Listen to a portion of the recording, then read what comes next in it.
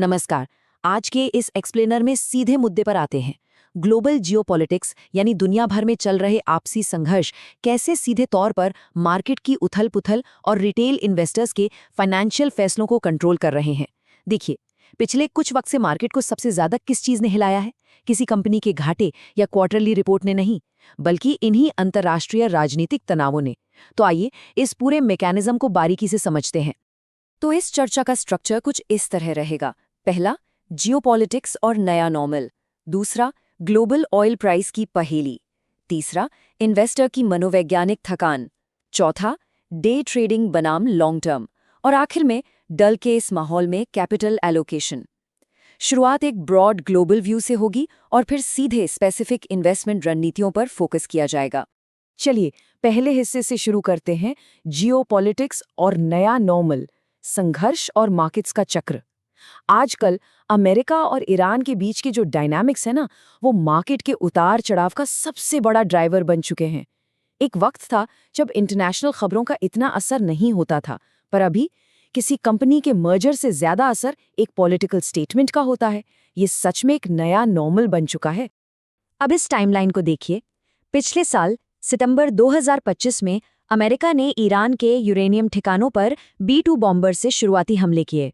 सबको लगा बस अब मामला शांत हो जाएगा। फिर सर्दियों में एक एक्सटेंडेड सीजफायर यानी लंबा युद्ध विराम रहा, बिल्कुल शांति। लेकिन फिर क्या हुआ? मार्च और अप्रैल 2026 में अचानक नए हमले शुरू हो गए। ध्यान देने वाली बात यह है कि ये कोई इत्तेफाक नहीं है, ये एक सोची समझी रणनीति है। इस स्ट्रेटजी को इतिहास में स्ट्रगल एंड ट्रूस यानी संघर्ष और विराम कहा गया है। पहले संघर्ष शुरू करो, फिर विरोधी को शांत होने के लिए थोड़ा वक्त दो, ताकि लोग नॉर्मल जिंदगी में वापस आएं, और फिर अचानक से नया हमला करके उनका मनोबल तोड़ दो। मॉडर्न वॉरफेयर में ग्लोबल लीडर्स बिल्कुल यही स्ट्रेटजी अपनाते हैं, ताकि मार्केट्स और विरोधी देश दोनों ही लगातार ऑफ बैलेंस रहें। यहाँ से आते दूसरे हिस्से पर, ग्लोबल ऑयल प्राइस की पहेली, सप्लाई के झटकों से निपटना। ये देखना काफी दिलचस्प है कि ये जो कॉन्फ्लिक्ट के साइकिल्स है ना, इनका सीधा असर ग्लोबल कमोडिटीज, खास करके क्रूड ऑयल यानी कच्चे तेल पर कैसे पड़ता है। भारत इस वक्त 41, जी हाँ 41 अलग अलग देशों से तेल इंपोर्ट करता है। ये कोई छोटा मोटा नंबर नहीं है, ये एक बहुत बड़ा और जरूरी स्ट्रेटेजिक क्वेश्चन है। जब स्ट्रेट ऑफ हॉर्मोज जैसे मेन रास्तों पर ब्लॉकेड या रोक का खतरा मंडराता है, तो इतनी डाइवर्सिफाइड सप्लाई चेन होने की वजह से ग्लोबल झटकों का सीधा असर थोड़ा कम हो जाता है। हालांकि ग्लोबल लेवल पर कच्चे तेल की कीमतें तेजी से ऊपर भाग रही हैं, जिससे मैक्रो इन्फ्लेशन यानी महंगाई का बड़ा खतरा बना हुआ है। पर भारत में एक अलग ही ट्रेंड दिख रहा है। डोमेस्टिक ऑयल कंपनीज इस वक्त पेट्रोल और डीजल पर लगभग 10 से 15 रुपए प्रति लीटर का घाटा खुद उठा रही हैं। वो इस दाम को सीधे आम जनता तक नहीं आने दे रही हैं, जिससे आम ट्रांसपोर्टेशन और बिजनेस कॉस्ट फिलहाल के लिए बचे हुए हैं। ये एक तरह की इकोनॉमिक कुशनिंग ही है। और इसी वजह से एक बड़ा कैपिटल शिफ्ट देखने को मिल रहा है। फॉरेन इंस्टीट्यूशनल इन्वेस्टर्स यानी FIIs अपना पैसा अमेरिका ले जा रहे हैं। क्यों? क्योंकि वहाँ प्रो ऑयल पॉलिसीज हैं और AI टेक में ज़बरदस्त इनोवेशन हो रहा है। दूसरी तरफ भारत से कैपिटल बाहर जा रहा है, क्योंकि यहाँ तेल पर भारी निर्भरता है और हमारा IT सेक्टर मुख्य रूप से सर्विस बेस्ड है। जब विदेशी निवेशकों को लगता है कि AI की वजह से सर्विस बेस्ड IT खतरे में आ सकता है, तो वो वहां भागते हैं जहां फ्यूचर का इनोवेशन हो रहा हो। चलिए तीसरे हिस्से पर चलते हैं। इन्वेस्टर मनोवैज्ञानिक थकान, संकट के प्रति संवेदनहीनता। अब मैक्रो इकोनॉमिक्स को छोड़कर थोड़ा इस बात पर फोकस करते हैं कि इस लगातार चलने वाली नेगेटिव न्यूज साइकिल का रिटेल इन्वेस्टर्स के दिमाग पर क्या असर पड़ रहा है। ऐसे माहौल में एक नया नॉर्मल बन गया है। युद्ध अब सिर्फ आंकड़े बन गए हैं और मार्केट का डर एक सामूहिक उदासीनता यानी एपैथी में बदल गया है। लगातार बुरी खबरें सुन सुनकर लोग अब डिसेंसिटाइज्ड हो चुके हैं। इसका असर ये होता है कि मार्केट अब रोज़-रोज़ की वॉर न्यूज़ पर उतना रिएक्ट नहीं करता। जब तक कोई बहुत ही बड़ी out of the blue breaking news ना आ जाए, मार्केट एक तरह से इन संकटों को इग्नोर करना सीख गया है। अब इस चौथे हिस्से में आते हैं डे ट्रेडिंग बनाम लॉन्ग टर्म अस्थिर मार्केट्स में रणनीतियाँ। देखते हैं कि अलग अलग तरह के लोग इस जियोपॉलिटिकल अस्थिरता को कैसे हैंडल करते हैं। एक तरफ है डे ट्रेडर्स। ये बेचारे रोज आने वाली तेज न्यूज साइकिल्स और पैनिक सेलिंग का शिकार हो जाते हैं। हर मिनट पोर्टफोलियो मॉनिटर करना सोचकर ही कितना मानसिक तनाव लगता है ना? और दूसरी तरफ है लॉन्ग टर्म इन्वेस्टर्स। ये लोग रोज के इस शोर शराबे को पूरी तरह इग्नोर कर देते हैं। उन्हें मालूम है कि इकोनॉमी में 3 से 4 साल का एक मैक्रो इकोनॉमिक साइकिल होता है जो राजनीतिक प्रशासनों के साथ बदलता है। वो बस शांति से अपना वक्त पूरा होने का इंतजार करते हैं।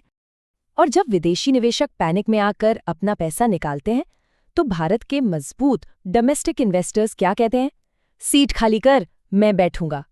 ये वाकई एक बहुत ही ताकतवर सेंटिमेंट है। घरेलू निवेशक अब स्मार्ट हो गए हैं। वो जानते हैं कि जब मार्केट डरता है और गिरता है तो वही एंट्री का सबसे सुनहरा मौका होता है। घबराकर भागने की बजाय यहाँ डिप को अग्रेसिवली बाय किया जा रहा है। इस मैट्रिक्स को देखिए, हाल ही के आंकड़ों पर नजर डालें तो बेंचमार्क इंडेक्स पहले ही 85,000 का लेवल छू चुका है। इसने अपनी रेजिलियंस यानी लचीलापन साबित कर दिया है। तो अगर आज मार्केट थोड़ा गिरकर 78,000 पर आ गया है तो ये कोई क्रैश नहीं है, ये बिल्कुल एक अपॉर्चुनिटी है। क्योंकि जब मार्केट एक प्रूवन रेजिस्टेंस लेवल बना लेता है तो लॉन्ग टर्म में वहां वापस जाने का पोटेंशियल रखता है। तो अब सबसे बड़ा सवाल सामने आता है, जब मार्केट में इतना डर हो तो छोटे कैपिटल को कैसे एलोकेट किया जाना चाहिए? ये इस एक्सप्लेनर का वो हिस्सा है जो छोटे पोर्टफोलियो वाले रिटेल इन्वेस्टर्स के लिए सीधे तौर पर बहुत काम का है। और ये रहा आखिरी हिस्सा, डर के दौरान कैपिटल एलोकेशन रिटेल इन्वेस्टर्स के लिए प्लेबुक। आइए उन प्रैक्टिकल स्टेप्स को देखते हैं जिनके जरिए इस ग्लोबल अनिश्चितता के बीच भी छोटे फंड्स को समझदारी से इन्वेस्ट किया जा सकता है। इस प्लेबुक के 3 सुनहरे नियम हैं।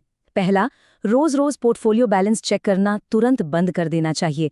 ये दैनिक शोर सिर्फ तनाव बढ़ाता है। दूसरा, रातों रात डबल करने की चाह में हाई रिस्क वाले स्मॉल और मिड कैप स्टॉक्स से इस वक्त दूर रहना ही बेहतर है। और तीसरा, सबसे अहम नियम, फंड्स को चुपचाप stable large cap blue chip कंपनियों में पार्क कर देना चाहिए, क्योंकि यही वो कंपनियां हैं जो बुरे वक्त का डटकर सामना कर सकती हैं। इसके साथ साथ निवेश को देखने का नजरिया भी बदलना पड़ेगा। मार्केट कोई जुआ नहीं है, ये देश के विकास में हिस्सेदारी है। कैपिटल को अलग अलग एसेट क्लासेस में समझदारी से डाइवर्सिफाई करना चाहिए। फाइनेंशियल लिटरेसी यानी वित्तीय साक्षरता को प्रायोरिटी बनाना चाहिए। और सबसे ज़रूरी बात, कम से कम 5 से 7 साल का टाइमलाइन लेकर चलना पड़ेगा। यही वो ढाल है जो किसी भी जियोपॉलिटिकल झटके से पोर्टफोलियो को सुरक्षित रख सकती है। अब इस एक्सप्लेनर को एक बहुत ही गहरे सवाल के साथ खत्म करते हैं। एक बार इस बात पर विचार जरूर होना चाहिए, क्या आज के पोर्टफोलियो आने वाले कल के इनोवेशन और विकास पर ट्रेड कर रहे हैं या फिर बीते हुए कल के जियोपॉलिटिकल डर और पैनिक पर? इस पर सोच विचार जरूरी है, क्योंकि यही वो फर्क है जो वाकई लॉन्ग टर्म वेल्थ क्रिएट करता है। आज की इस चर्चा में शामिल होने के लिए बहुत बहुत शुक्रिया।